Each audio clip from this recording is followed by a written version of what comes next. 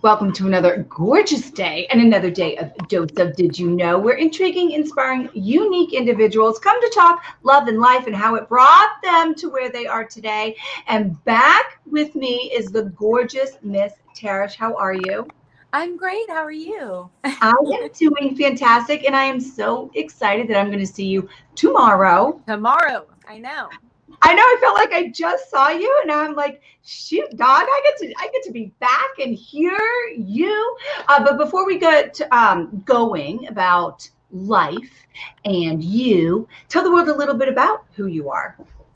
Well, I am a singer-songwriter. I live in Nashville, Tennessee, and I moved out here about a year and a half ago from Los Angeles. I grew up singing on stage when I was 3. We'd sing at the fairs across the nation, and I was in a little family group. We did a vaudeville show called the Potter Kids. So that really started my love for music because I really enjoyed being on stage. And then, in my adult years, I started playing guitar, and was writing a lot of poetry in high school. I'm like, I want to write some songs. And so I started doing that. And cut to, here I am. I'm in Nashville, and I've been in a few bands and been performing by myself as well. And so I'm just, shooting for the moon and see what happens. Yeah, that's the only way to go. Yeah. Right? What a difference between LA and Nashville. Although Nashville's getting like hot and toddy, what do they call it? The new Vegas or whatever. Yeah. But how was that transition? I never even thought of it till you just said it. And I was like, what was that like for you? Exactly. It's very different, but I got a little bit of a taste of it when I lived. So in high school, my family moved to Alabama. So I was in Birmingham for my last year of middle school and 3 years of high school. So I got a little taste of the South, started loving country music. So now coming back after so many years to the South, it's a little bit of a familiarity to me, but then also so different from LA. But people in the Southern folk are very nice. So I love the people around here. It's fun. I got to tell you, I was I was born in New England. That's where I live now. And I spent, my younger years here. And then I moved to North Carolina, maybe in middle school. And that is where I lived until I moved back here. So I went to school, middle school, high school, a little bit of college down there. And I remember moving to the South and being like, I can't understand anybody. Like, are they speaking? Like had such, to me, a Southern accent and talked so fast. I remember looking at my mom and being like, where have you brought me? I don't know if I can do this. And then years later, I ended up with a little Southern accent. You just kind of pick it up. And I moved back to the North and I was like, you guys are so unfriendly up here. Right. It's a little different. I know. I used to have, believe it or not, everyone's like, you're from California. Why are you doing country music? I'm like, I kind of grew up in Alabama. So I had a really thick Southern accent for many years after I went back to the West Coast. I couldn't get rid of it. Not that I wanted to, but people were like, talk to me. I love your accent. And now, it comes out every once in a while. It definitely comes out when I'm singing. But I definitely feel like my roots are in Alabama as well as LA. Well, that makes the transition a little bit different. So I remember when you were at the last veterans event we had in the Boondocks just a couple weeks ago, and that's where we're going back this time. But this time the focus is on veteran musicians. So everything raised is going to our veteran musicians. But you pulled out this song. I think it was the last one that you did. Was it the last song you did? Yes. And I remember Travis and I standing next to each other and being like, what? And like tears, because it was so powerful when you were singing. I could feel your heart and your soul. So tell the world about that, because holy bejeebas, Batman. I'm glad that you felt that way about it. I really love it. So the story behind The Unknown Soldier, that was a poem that was written by Billy Rose many years ago. He was born in 1899 and died in 1966. And he was an impresario and had a theater, and he's very into theatrics, and he's very into, he's also a lyricist and wrote some songs. But this is a poem that he wrote, and he never put it to music. And one day when my brother was in middle school, I believe, he brought home this poem. And he's like, Mom, here's a poem. I need to memorize this for school and, sets it on the table. My mom's like, okay, and she picks it up. And my mom wrote a few of the songs that we sang when we were kids on stage. So she has a background of, songwriting as well. Mm-hmm. And she picked up that poem, and in her mind, she started singing this song, The Unknown Soldier. And so being a kid growing up, I would hear her singing around the house a lot, and then being an adult now, like I haven't heard it for years. And then, and so this event was coming up. I was like, oh my gosh, I want to sing The Unknown Soldier. And I didn't remember, I don't know the chord. I never played it on the guitar. So I started playing it the way that I remember my mom singing it. And the chorus just took off on a different tangent. So I just started playing my own version of the chorus. And I felt like, and this may sound so weird, but I felt like, and I've been to the Unknown Soldier's grave, and I was able to see that and the changing of the guards and all that stuff. And it means a lot to me because I have a lot of military family.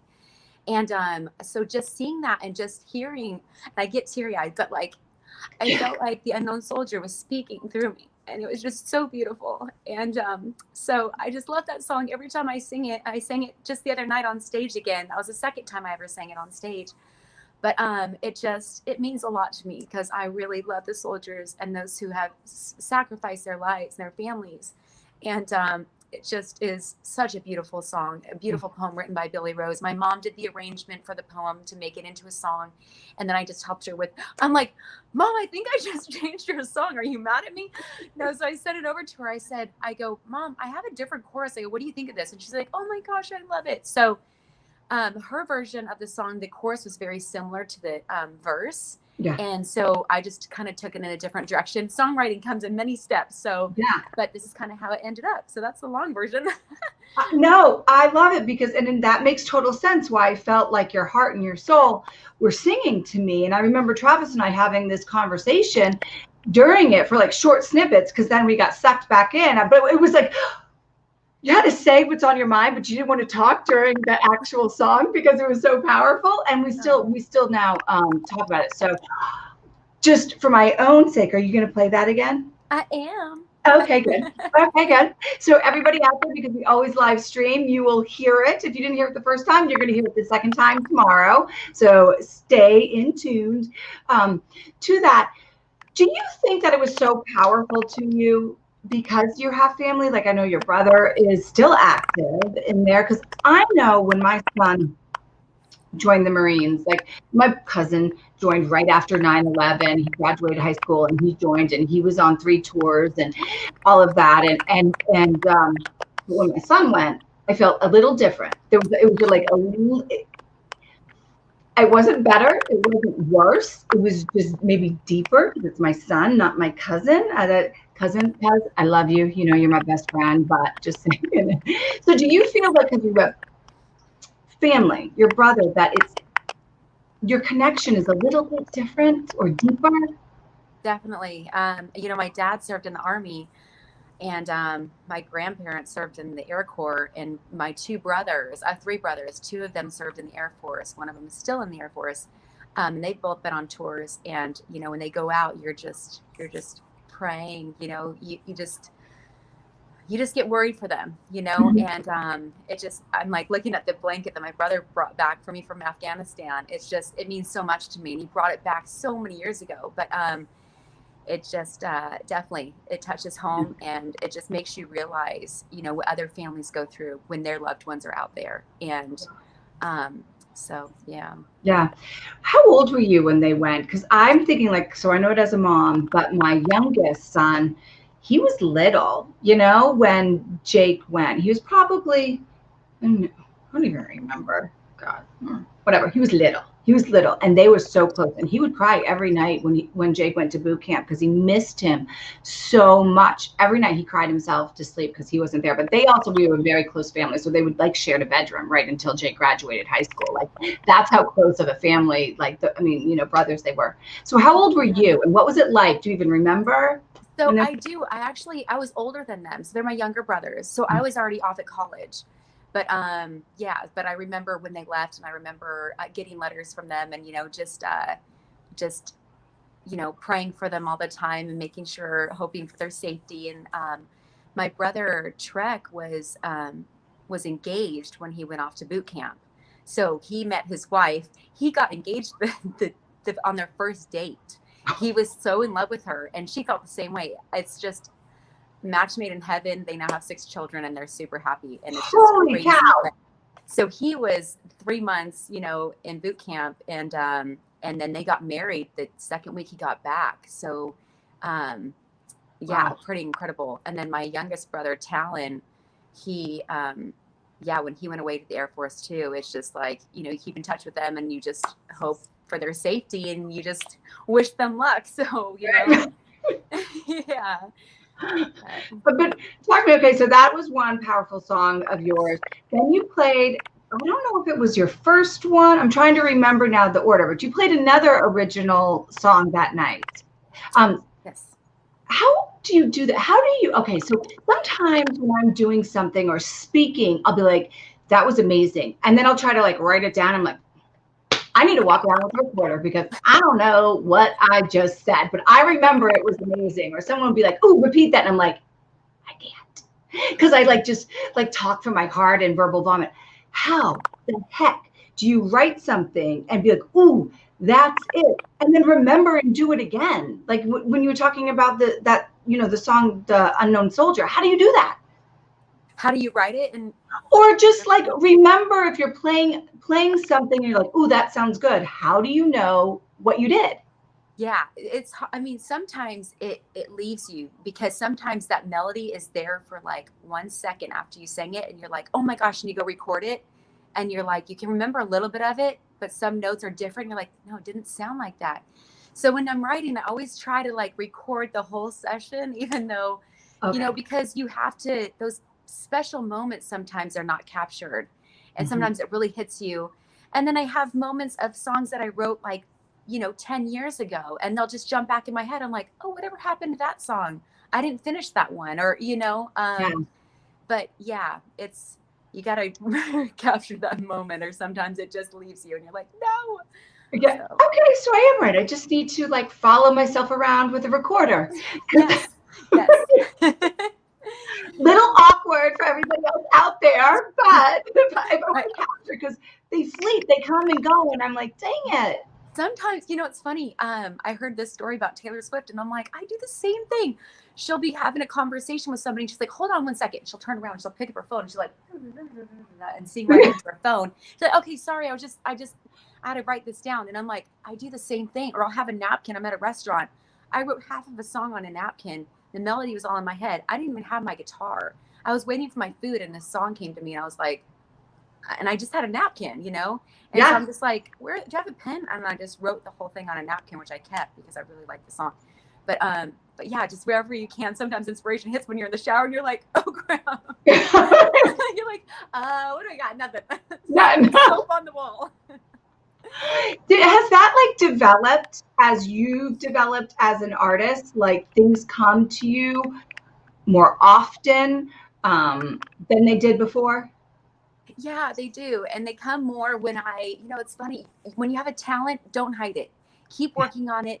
Keep going, because the more that I write, the more that the song comes to me. And I feel like God's saying, okay, you're really working on this. So I'm going to give you a little bit more and a little bit more, and songs just appear out of nowhere to me. I'll read a sign on the wall or whatever, and I'll be like, and I'll start thinking of a song. Sometimes they just don't go away. Sometimes I'm like, okay, turn off my brain now. But I welcome anything that comes to me, because it just sometimes can turn out to be something really beautiful. Yeah. Like the song that I think that you're mentioning, the other original too that I sang, is called Memory on Spin. And I wrote that with Andrew King and Justin Dukes recently out here in Nashville. And when we came into the session, it was my first Zoom writing session that I did. So they weren't actually physically in front of me. We were trying to quarantine. But they're like, Tarrish, what do you think we're going to write about? And I was like, I want to write about that song that you hear at any given time in your life. And once that melody comes on, it takes you back to a time and a place that maybe you don't want to think about. And maybe it causes you a lot of pain, but for whatever reason, you just cannot turn it off, because that pain somehow brings you happiness. And so it's called Memory on Spin. And I absolutely love that one. So I'll be playing that one again tomorrow night. Oh, good. Good, good, good. And that goes right into what I wanted to talk to you about is your writing. Is it from you, like your life experiences, whether it's your hurt, whether it's your joy, your pleasure? I mean, you have all of these emotions, and you said it perfectly. Like sometimes they intermingle with each other. Like your greatest success, like what someone would consider success, can be your greatest downfall and pain also. Like, does that affect your music, or do you have moments like that in your life?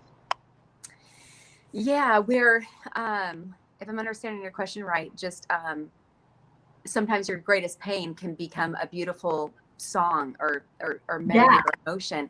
And I take my pain, and it's interesting. I went through a really hard experience recently. This one's called Crying Sober. And I wrote this one all by myself in 30 minutes. I'll probably play that one tonight. You played that one because I remember that one. It is, I just love this song so much. I wrote it, I was in a lot of pain, and I wrote it by myself at my house. It was the fastest song I've ever written. It took me 30 minutes start to finish. And it just came to me. And I'm going to let the song speak for itself, but it's called Crying Sober. It's kind of the idea that, you know, when you're crying, sometimes when people drink, their emotions come out a lot stronger. Yeah. But when you're crying, when you're sober, it takes on your pain to a different level, because you know that nothing helped you bring out those emotions. They're there and they're written in stone, and you can't get rid of it. And when I picked up my guitar, I just wanted to pour my pain into my guitar, because I'm like, now you carry this burden, because I can't do it anymore. Yeah. So it's like the epitome of giving it up to like God, giving it up to the guitar, giving it up to the song. You like just can't do it. Here it is. Sounds very like healing. Like this process for you, maybe I'm wrong, is a very healing, almost like therapy. It is. It is. And since I wrote that song, it sounds so crazy, but like I feel like a burden is lifted. I mean, that memory's still there, and the pain from it is still there, but like that deep pain is like kind of tucked in my guitar. Just it's helping me. So you know, I realize I do that when I like write my blogs, and you know, I'm like the relationships are what I do. Love is what I do, and I try to live to the highest of like love every day, even to people that it's really hard to love. But I find when I'm like writing for that like daily motivation or whatever, it's really my therapy of what I need to kind of work through in my life. And I'm like, I can't be the only one out there. So let's just talk from my heart. And do my jam, which is like relationships and love. And it's like you talk from your heart, give it up, right? It's like my way of giving it up to God. I give it up to the world. You give it up to God, give it up to the world through your voice and your talents. Yeah. I think sometimes, you know, a lot of therapists, you know, they go into therapy because they've been through an experience, and they want to help somebody else with that experience because they've been there. And to share that and to share their knowledge and how to get over that helps them to heal. So I think music is very much like that. And I'm so glad I have my guitar, because I don't know how else I would release that. But it makes me feel good when I share it with other people. And so I drive Uber quite a bit to get by, as I'm trying to have this flexible schedule for music.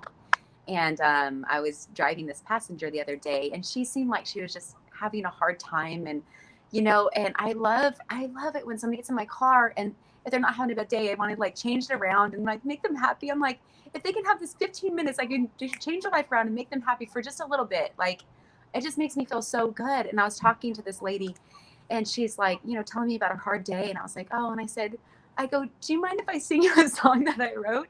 And she goes, I would love it. And I was like, okay. So I sang her Memory on Spin, and she's just, I look at her in my rearview mirror, and she's just crying. And then I'm crying, and she's like, Tarrish, you don't know how much I needed that. And I'm like, that's why I do what I do, because I want you to feel my heart and soul. And if it can make you whole, then I've done my job. So, but it's moments like that, you know. Well, oh, okay. Well, seriously, you have teared me up 2 times in this short 20 minutes. Dear heavens, woman, you have the big, like, a heart. You know, when you feel someone's heart, you can't help but feel someone's heart, even through Zoom. So everybody, if you were in Columbia, Nashville, that area of Tennessee, come out tomorrow. see Tarrish, meet her, talk to her. We have a huge step and repeat that's going to be out there so you can take pictures with her, really get to know who she is, where she's going to be performing next. And I know there's like this little feedback. Hopefully no one else is hearing it and it's just us. But yeah, thank you so much. And I cannot wait for tomorrow. But before I let you go, in this moment right now, because it's a different moment from 2 weeks ago, Tarrish, what does love mean to you? What's that? What does love mean to you? Oh my gosh. Love is in so many different things. But love is everything. You know, love is kindness. Love is acceptance of somebody. Love is building somebody up. Love is something that you need every single day. And whether it be somebody smiling at you or you helping somebody, because you feel love when you help others. And so, but it means everything. And it's written in so many different ways throughout our universe and throughout our experiences and our life experiences. So give love so you can receive love. Very well said. And to everybody else out there, as always, love hard, love pure, and love proactive. Until next time, bye-bye.